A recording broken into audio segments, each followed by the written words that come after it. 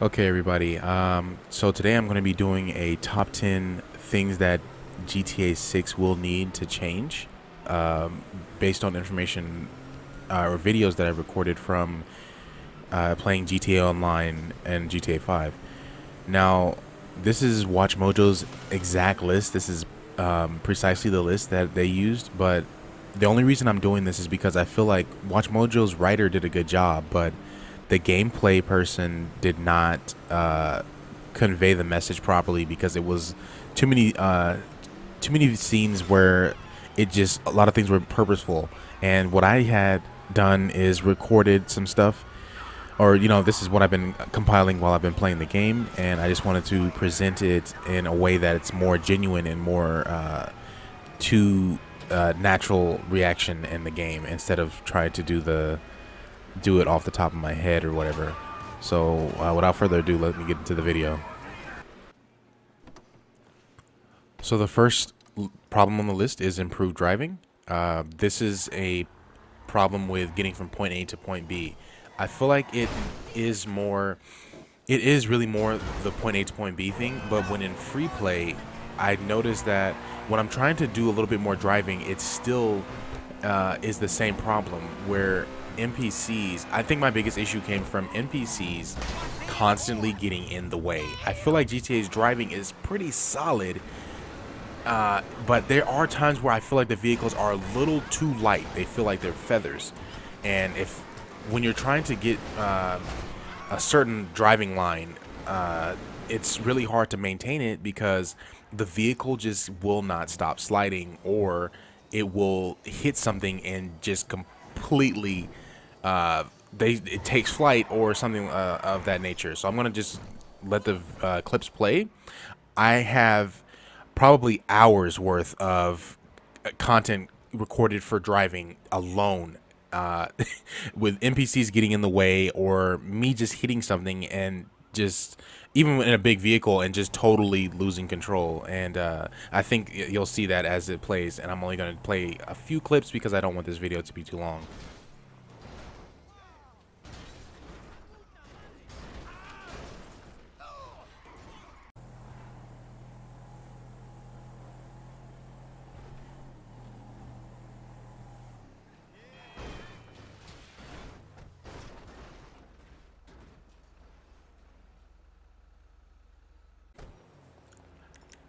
So the next problem on the list is the constant notifications. I think every GTA player knows this already. The constant phone calls and reminders of things that, like Brucey's bull shark, or Dom's parachuting, who is dead, by the way, which I'm still trying to figure that out.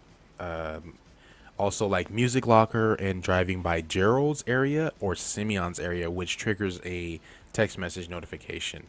Now, there was one clip. I hope that I can find it. I'm seriously hoping that I can find it before I finish recording this audio, where I was flying a plane and Lester called and I almost crashed into the water. And I think this was during a no, it's not during. It wasn't during a cell mission. It was during just regular free mode flight. And I think one thing that can be included in constant notifications, and I think that it's not exactly a notification, but it's like, for example, Pavel talking to you during sensitive areas of sensitive missions during the preps or on Cayo Perico. He's constantly talking, and when you're trying to concentrate, it's extremely difficult when the microphone is so boosted on his audio. And during the save code entry, if you have the save code, the bearer bonds safe item, I got confused there. If you're trying to enter that code, he starts talking as you start entering it, so you kind of forget the code, and that's a pretty big issue for me with constant notifications. Next on the list is mission variety. Now, I want to start by saying, I'm going to be honest, I am a little bit, lacking in the idea of very oddly, I've been playing this game this long, and I'm lacking in the idea of what mission variety could be and what it could be improved on. But I think a good example would be Nakey Jakey's video covering Red Dead Redemption 2 and Rockstar's mission design. I think that watching that video would be a good example of what can be implemented in the future of Rockstar games. So I'm not going to cover that too deeply here.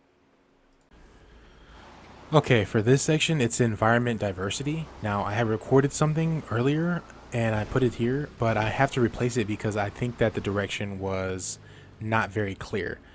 Now, the most recent content we have is from GTA 5, so I can only use examples from GTA 5. So I guess what environment diversity, what I feel like is important, is utilizing the areas of the game. And the only example that I have right now is like how Paleto Bay is mostly used for preps and basically kind of just stuff that's just so far out of our way from the city, and to get back is another. It takes almost like maybe 15 or so minutes depending on what vehicle you have just to get up to Plato Bay, do a mission, do the mission prep, etc., and get back to the city.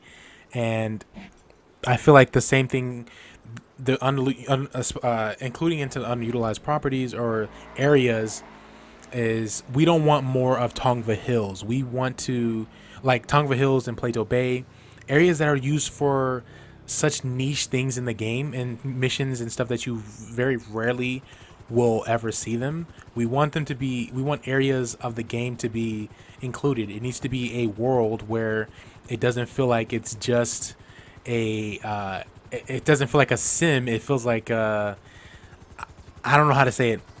It's more on rails. I think that's a good way to put it. We don't want the game to feel like it's on rails because it has the same areas, like the city, for example. We're always in the city, or we're always in like towards where like Del Perro Heights and all those are.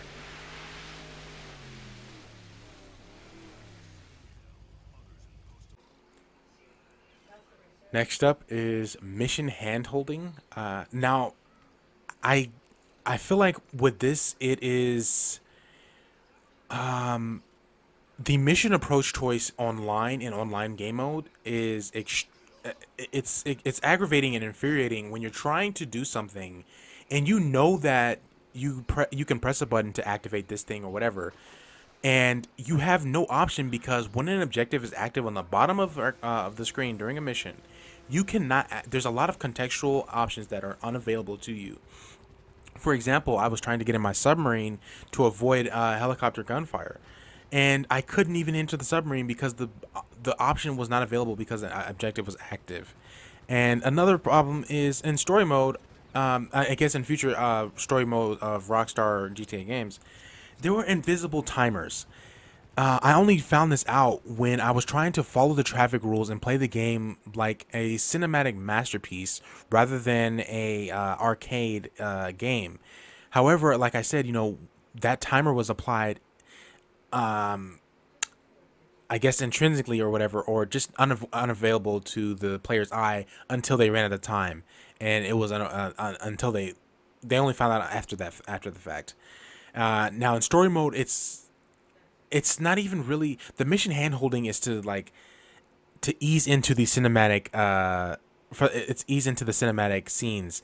It's to be it caters to the cinema or whatever, but it lacks player options. It doesn't involve the player in the process. It's the player is like on the pegs of the bike, and the Rockstar is still riding the bike. Okay, that's just how it feels. And I'm gonna go ahead and stop there because the section's a little bit too long. Okay, everybody. I appreciate you watching this far, but this video has now hit 10 minutes, and I am unable to get it shorter because I think that the content that I provided is necessary. So I'm not going to be able to continue as a top 10, but it's going to be a top 5, and I'm going to continue on in a part 2 in order to maintain the length of the video from being too excessive. And I hope you stay tuned for that and watch part 2 as well. Thank you.